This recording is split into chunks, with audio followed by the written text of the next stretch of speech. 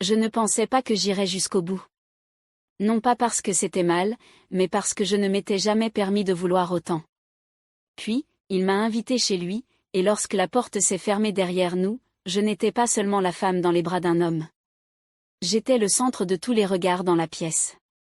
Chacun d'eux, un par un, m'a rappelé qu'être désiré n'est pas quelque chose pour lequel il faut s'excuser.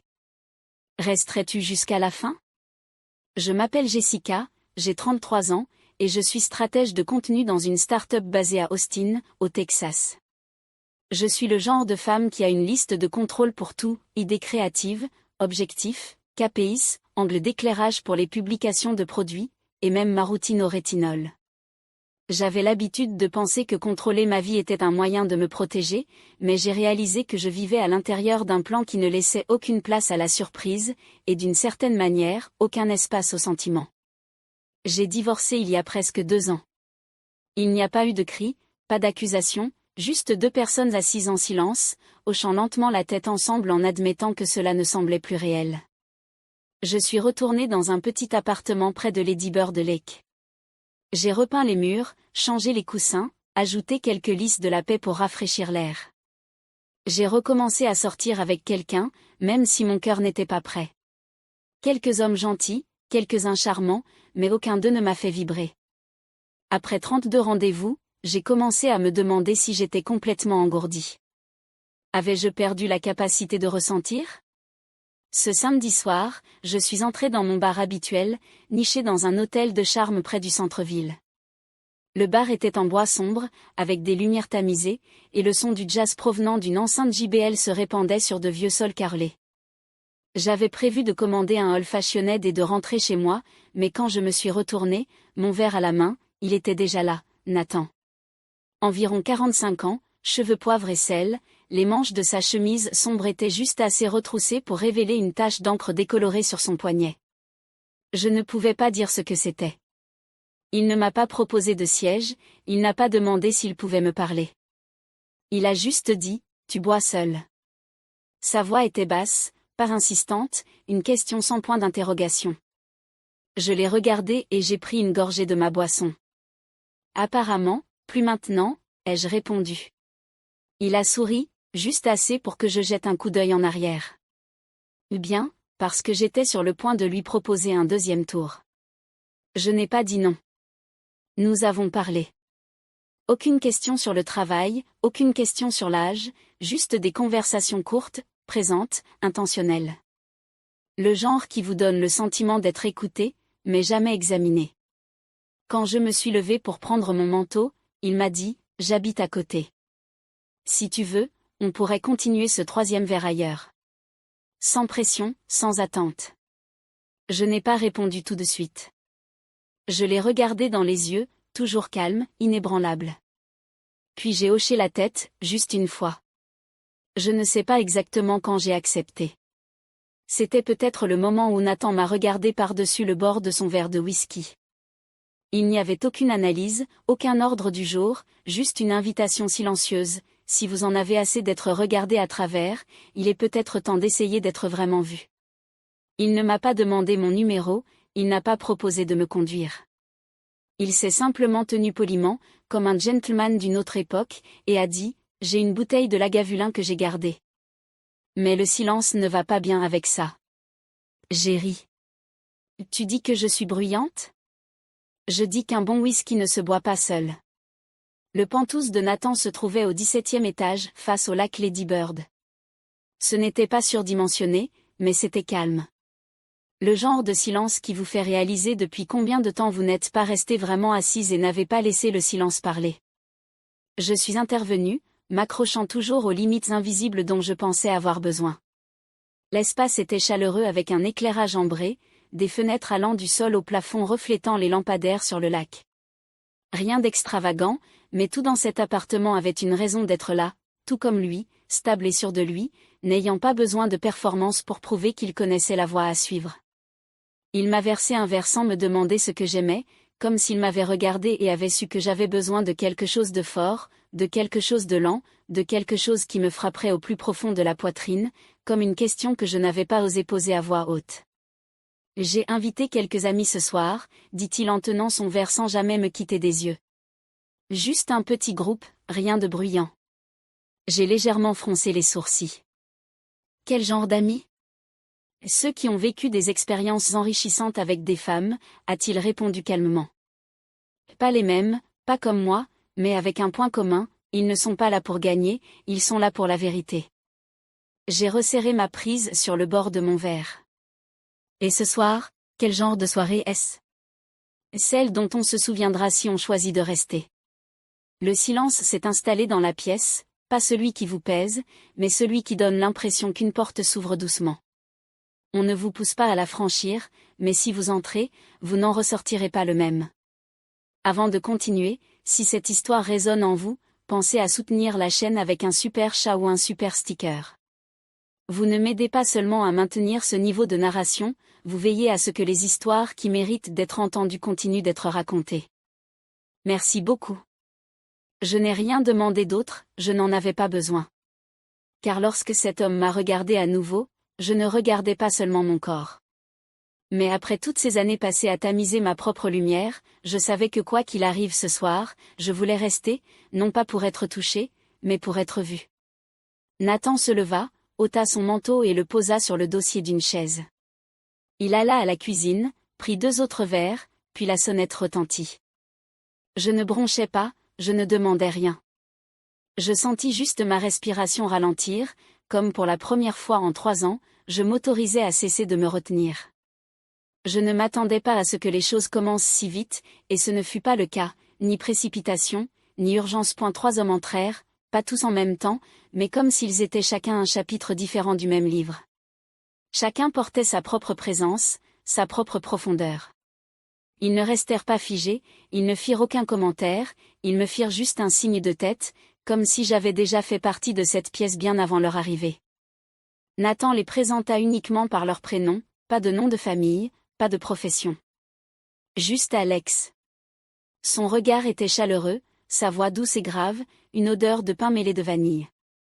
Jonas, plus grand, silencieux, mais avec des yeux qui semblaient lire ce que je n'avais pas encore osé dire. Et voici Caleb, plus jeune que je ne l'imaginais, un sourire onctueux comme du whisky, mais capable d'embraser quelque chose. Je ne me souviens plus exactement qui m'a touché en premier. Peut-être était-ce Nathan, debout derrière moi, déboutonnant lentement ma chemise?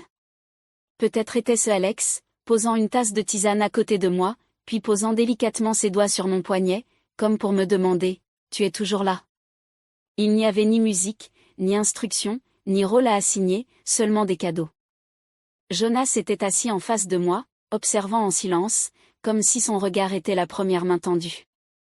Et comme je ne détournais pas le regard, il s'est approché, sans poser de questions, sans urgence, juste pour laisser ses lèvres effleurer ma clavicule, sans possession, comme s'il me remerciait de lui avoir permis de commencer là où tant de femmes se cachent. Caleb fut le premier à me faire rire. Debout derrière moi, sa main traçait doucement le long de ma nuque. Il murmura d'une voix basse teintée de malice, « Je jure que je n'ai jamais porté de chaussettes assorties, mais j'apportais mon respect avec moi. » J'ai ri en inclinant légèrement la tête, et à cet instant, je me suis senti m'ouvrir sans effort. Nathan ne touchait pas beaucoup, mais il était présent dans chaque regard, dans chaque subtile modification de l'énergie de la pièce.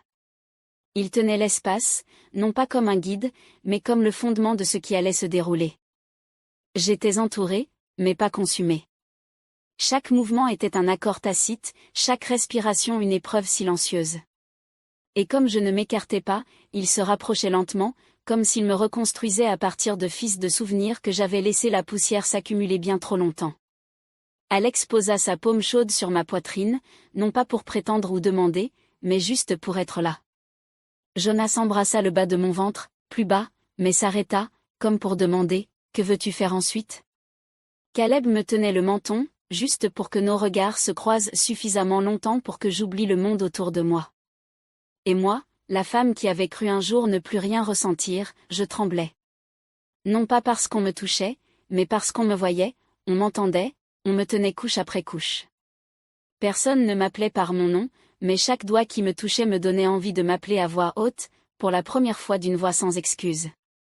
Je ne sais pas exactement quand tout s'est arrêté, non pas comme une scène brusquement figée, mais comme une chanson atteignant sa finale.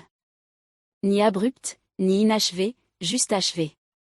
J'étais allongée sur le canapé de velours ambré, la peau encore chaude de leur contact, mais je n'étais pas vidée, je n'étais pas vide, j'étais tenue. Nathan s'assit à côté de moi sans me toucher. Il se contenta de verser une tasse de chocolat chaud d'un thermos qu'il avait posé sur la table plus tôt. De la vapeur montait doucement au bord. Il me la tendit à deux mains, puis plaça un linge chaud autour de ma nuque, comme une étreinte qui n'aurait pas besoin de bras. Caleb, celui qui avait été joueur toute la soirée, fut le premier à intervenir. Il sortit sur le balcon. À son retour, il tenait un livre fin et usé. Il n'a pas dit grand-chose, il a juste demandé doucement, « Est-ce que je peux lire ?» J'ai hoché la tête. Il a ouvert à la première page. Sa voix n'était ni performative, ni feutrée. C'était simplement une voix qui lisait, ni plus ni moins. Je veux faire de toi ce que le printemps fait aux cerisiers. J'ai fermé les yeux, non pas par fatigue, mais parce que tous mes sens étaient déjà comblés. Alex apporta un torchon, s'agenouillant. Il essuya chacun de mes orteils avec une révérence silencieuse, comme si cela faisait partie d'un rituel sacré, suivant une cérémonie sacrée. Et Jonas, il a enlevé la veste qu'il portait, l'a délicatement drapée sur mes cuisses, et a dit une seule chose, pour que tu ne te sentes vide nulle part. Personne n'a dit que c'était incroyable, personne n'a plaisanté, personne n'a exagéré ce qui venait de se passer entre nous, comme si c'était une sorte de conquête. Ils sont simplement restés présents, sans disparaître comme l'obscurité après l'éclair, mais restant comme ils étaient. Nathan se versait du thé, ajustait les lumières, ou me regardait simplement, sans arrière-pensée, sans prétention. Nathan était assis sur la dernière marche près de la cheminée, le menton dans la main. Ses yeux ne jugeaient pas, ils reflétaient ses pensées. Puis il parla doucement, presque comme un monologue, « Ce soir, rien ne t'a été enlevé. Tu as juste retrouvé une partie de toi-même. » Cette phrase ne me secoua pas immédiatement, elle toucha un creux en un lieu que je croyais déjà maîtriser, alors qu'en réalité, je l'avais simplement évité trop longtemps. J'inspirai doucement, puis la tasse de chocolat, et pris une petite gorgée douce, juste ce qu'il fallait, comme si tout ce soir avait été mesuré, non par la logique, mais par une sorte d'intuition invisible, une précision née de la gentillesse. Personne n'essayait de me faire sentir spécial, et c'est peut-être précisément ce qui me donnait cette impression. Je me réveillai lorsque les premières lueurs du jour percèrent le fin rideau. Mes yeux n'étaient pas encore complètement ouverts, mais mon corps réalisait déjà que ce n'était pas le lit familier de mon appartement de South Lamar. Le matelas était plus moelleux, les draps avaient une meilleure odeur, et l'air contenait quelque chose de chaud et de calme, semblable à du bois roux, avec la trace subtile d'une nuit qui ne cherchait pas à laisser de marque, mais qui ne parvenait pas non plus à se dissimuler. J'ouvris les yeux. Une chemise d'homme était lâchement posée sur mon corps, mes pieds étaient nus et mes cheveux ébouriffés et chauds témoignaient d'un sommeil sans rêve. Pas de sonnerie de téléphone, pas de notification Slack, pas de pression pour consulter mes emails avant 7h30, juste le bruit d'une cuillère remuant doucement dans la cuisine, et une légère odeur de pain grillé flottant dans l'air, comme une bande son ordinaire dont je n'avais pas réalisé l'absence. En sortant de la pièce, le parquet froid toucha mes pieds. Mes cheveux étaient encore humides d'une nuit qui n'avait pas besoin d'être lavée. La première personne que je vis n'était pas Nathan, mais un de ses amis, Caleb, celui qui avait lu la nuit précédente. Il se tenait au comptoir de la cuisine, vêtu d'un t-shirt uni et tenant une tasse de thé chaud. Il me regarda sans un regard scrutateur, ni une curiosité persistante, juste avec le regard de quelqu'un qui constate que l'on est encore là le lendemain matin, et qui s'en sent doucement soulagé. Tu es toujours là, dit-il d'une voix rauque à cause du sommeil. Alors je suppose que la nuit dernière n'a pas été si terrible. J'ai laissé échapper un rire, pas fort, juste sincère. Le genre de rire qui n'a pas besoin d'être exagéré ou poli. Je me suis approchée, acceptant la tasse de thé de sa main, la chaleur rayonnant dans mes paumes comme une douce façon de me réveiller après une nuit complètement déconnectée. Je m'assis, légèrement penchée en arrière, mes cheveux retombant sur mes épaules, puis je dis, si j'étais partie sans rien apprendre sur moi-même, ça aurait été terrible. Il hocha la tête sans rien dire, et ce silence me donna l'impression d'être écouté d'une manière inattendue. Peu après, Nathan entra par le balcon, chemise à moitié boutonnée, cheveux légèrement ébouriffés, tenant 2 tasses de café.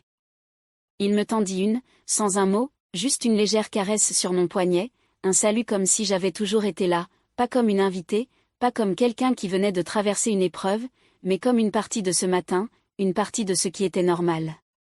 Et sans besoin d'explication, nous étions assis là. Aucun de nous n'évoqua la nuit précédente, comme si elle n'avait pas besoin d'être rappelée. Personne n'analysa, personne n'expliqua. Je me souviens avoir lu quelque part que les moments qui comptent vraiment sont ceux qu'on n'éprouve pas le besoin de redéfinir après coup, et ce matin, j'ai compris cette limite plus profondément que jamais. Non pas que tout ce qui s'était passé était parfait, mais parce qu'aucune partie de moi n'essayait de le nier. Cet après-midi-là, je suis retournée dans mon petit appartement. Il avait la même apparence, mur blanc, chaise beige, la lumière du soleil tombant obliquement par la fenêtre comme toujours. Mais je n'étais plus la même.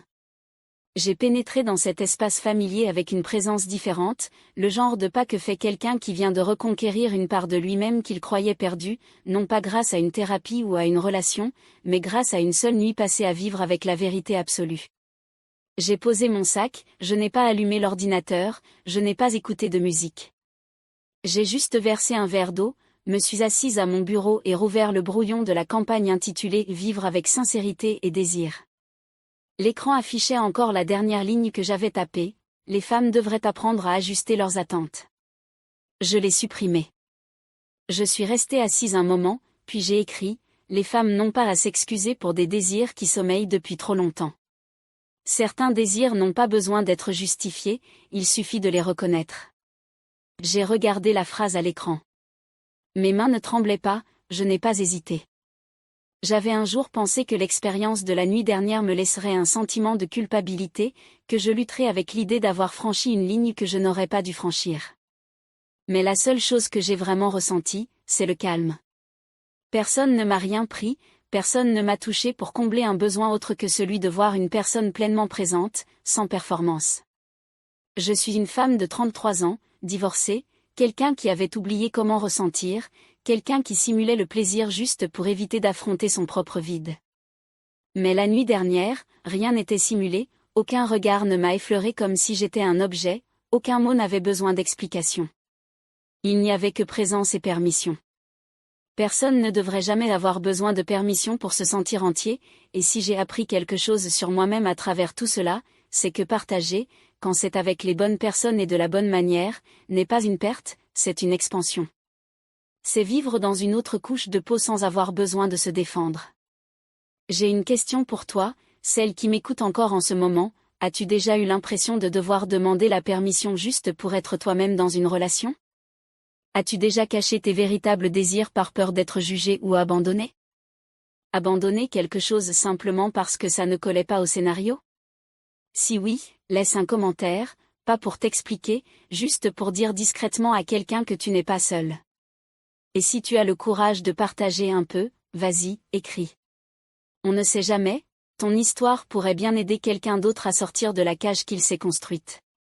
Si cette histoire a touché quelque chose de réel en toi, n'oublie pas d'aimer, de t'abonner et d'activer la cloche de notification.